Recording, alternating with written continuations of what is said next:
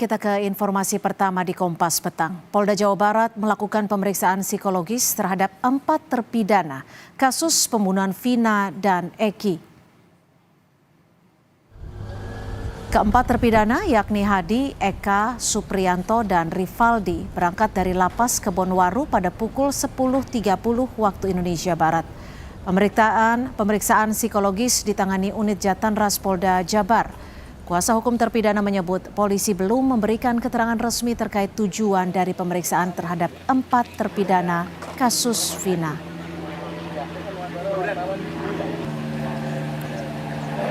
Tes psikologi. Nah, cuman mereka sendiri penyidik nggak ikut di situ dalam tes itu. Kita juga tidak dibolehkan masuk karena bukan ranahnya, karena hukum nanti baru ranahnya kita kan gitu kan. Jadi yang ngetes itu ibu-ibu yang ngetes psikologinya. Jadi tadi yang udah masuk dites dulu Hadi. Nanti berikutnya bergantian yang 3 lagi.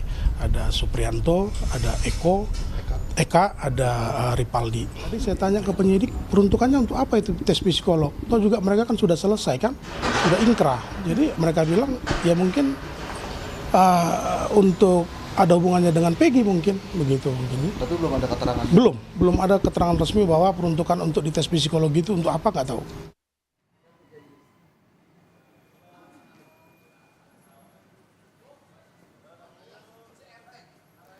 Keluarga terpidana pembunuhan Vina dan Eki datang ke Barreskrim Polri melaporkan Ketua RT Abdul Pasren atas tuduhan fitnah dan kesaksian palsu terkait keberadaan 5 terpidana saat pembunuhan Vina terjadi. Bahkan sebagai bukti Ketua RW didatangkan untuk menguatkan pernyataan keluarga terpidana bahwa seluruh terpidana menginap di rumah Ketua RT saat malam pembunuhan Vina. Sebelumnya Ketua RT dalam persidangan menyatakan kelima terdakwa tidak menginap di rumahnya pada malam kejadian.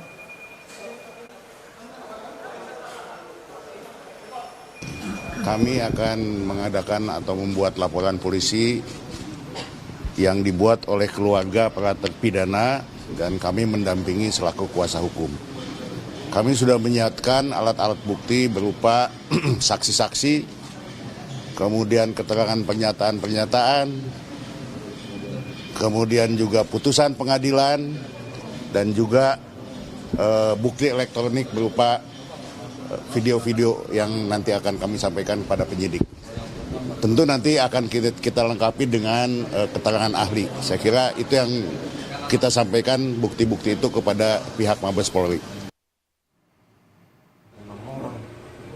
Meski belum mendapat surat resmi pemberitahuan rekonstruksi tersangka Peggy, namun kuasa hukum Peggy Setiawan akan menolak rekonstruksi yang digelar Polda Jawa Barat. Jika dipaksakan untuk gelar rekonstruksi, kuasa hukum bertanya, alat apa yang digunakan Peggy untuk membunuh Vina karena Peggy dan Vina tidak saling kenal. Kuasa hukum mengingatkan pesan yang disampaikan Kapolri, cari bukti tak terbantahkan, khususnya untuk tersangka Peggy Setiawan agar tak ada lagi polemik.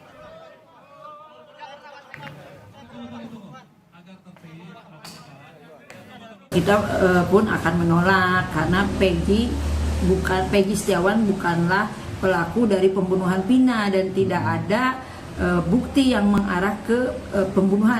Alat apa yang digunakan oleh Peggy untuk membunuh Vina, sedangkan sama Vina Eki pun mereka tidak kenal. Kita harus tahu di CCTV ada enggak TSK di PS itu di lokasi di TKP, ada enggak sidik jari Peggy Setiawan di TKP itu kan harus sesuai itu, bukannya bukti-buktinya hanya ijazah, foto yang mereka sampaikan pada saat press release.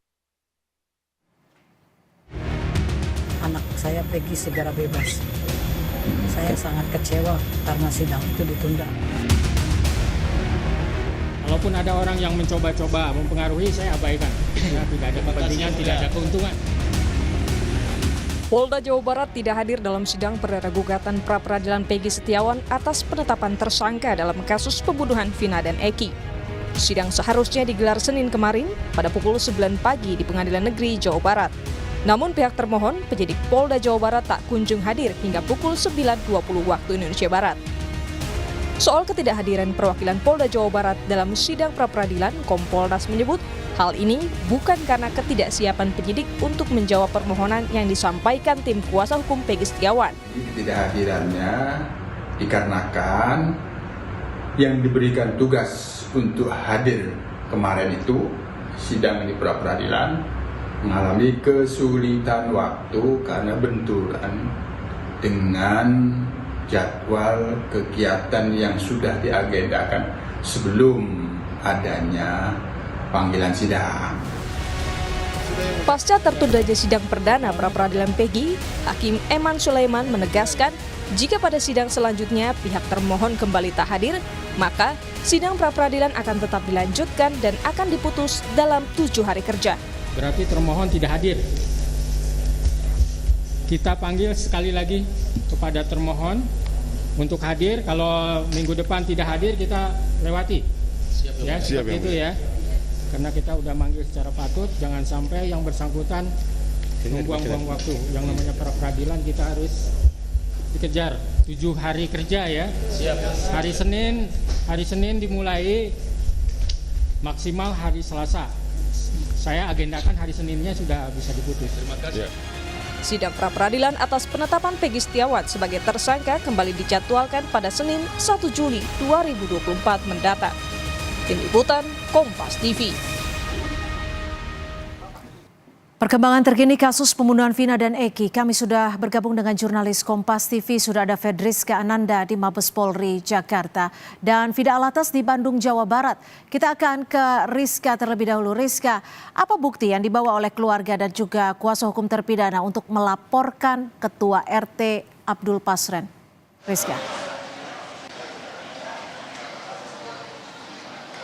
Ya, selamat petang Cynthia dan juga saudara. Satu dari sekian bukti yang dibawa oleh tim hukum Peradi yang kemudian memberikan perlindungan begitu ya terhadap keempat terpidana. Ini mengatakan bahwa perbedaan keterangan dari keempat saksi yang sebelumnya pernah memberikan keterangan pada tahun 2016 lalu begitu ya. Namun kemudian pada belakangan ini mengungkapkan bahwa mereka memberikan keterangan yang tidak sebenarnya. Ini merupakan satu dari sekian bukti yang menjadi penguat begitu bagi Peradi dan juga bagi keluarga dari keempat terpidana untuk melaporkan terkait dengan Pak RT yang pada masa itu menjabat begitu di daerah tempat kejadian perkara, di mana disebutkan bahwa keempat dari saksi yang pernah memberikan keterangan ini mengatakan bahwa Pak RT sesungguhnya tahu begitu ya bahwa kelima terpidana ini menginap di rumah Pak RT, namun memang pada berjalannya penyidikan dan juga berjalannya persidangan kemudian Pak RT mengatakan bahwa tidak tahu. Nah, kenapa kemudian peran dari Pak RT ini menjadi sangat penting ataupun menjadi kunci begitu? Dikarenakan memang diketahui bahwa juga putra dari Pak RT juga tadinya mereka ketahui bersama-sama dengan para saksi dan juga para terpidana ini kemudian tidak menjadi terpidana begitu, tidak menjadi tersangka. Jadi sehingga memang ada kecurigaan begitu bahwa diduga terjadi salah tangkap.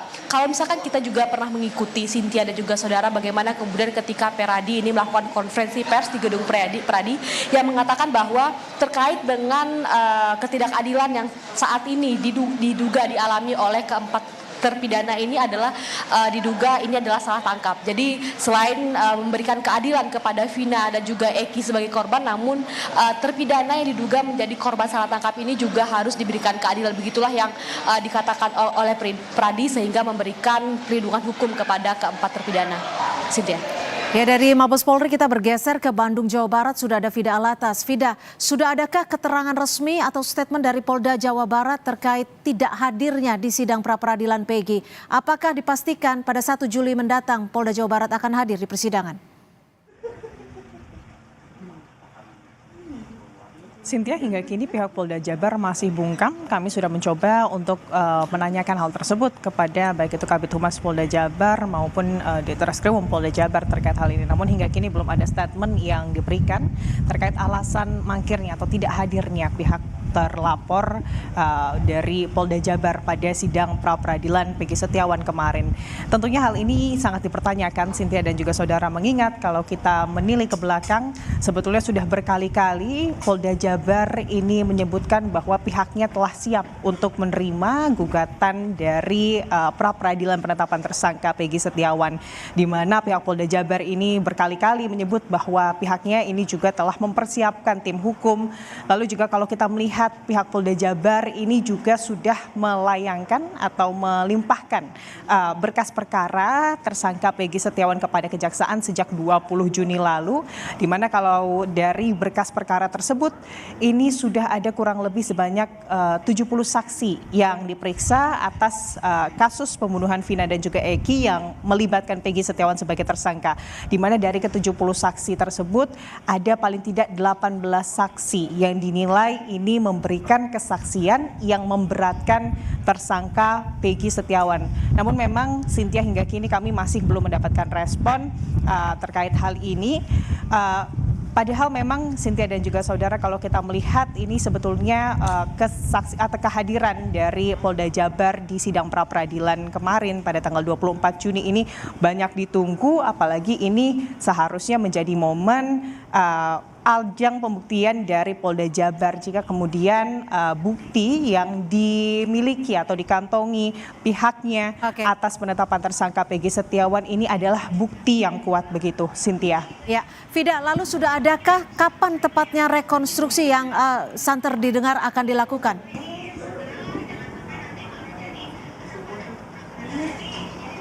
Hingga kini kami juga belum mendapatkan jawaban terkait hal tersebut, Cynthia dan juga saudara. Namun yang pasti, jika kemudian rekonstruksi ini benar akan dilakukan, pihak kuasa hukum dari Peggy Setiawan ini menolak dilibatkannya kliennya dalam rekonstruksi tersebut. Karena memang pihaknya ini menilai bahwa selama ini bukti yang kemudian dimiliki oleh polisi terkait keterlibatan Peggy Setiawan dalam pembunuhan Vina dan juga Eki 8 tahun lalu, apalagi sebagai otak pelaku dari kasus pembunuhan yang terjadi pada 2016 silang, ini lemah, Cynthia dan juga saudara. Yang diminta atau dituntut dari kuasa hukum Peggy Setiawan ini adalah pihak kepolisian ini bisa memberikan bukti yang kuat begitu, Cynthia. Baik, terima kasih Vida Latas melaporkan langsung dari Bandung, Jawa Barat, dan sebelumnya sudah ada Fadriska yang sudah melaporkan langsung dari Mabes Polri. Terima kasih rekan-rekan.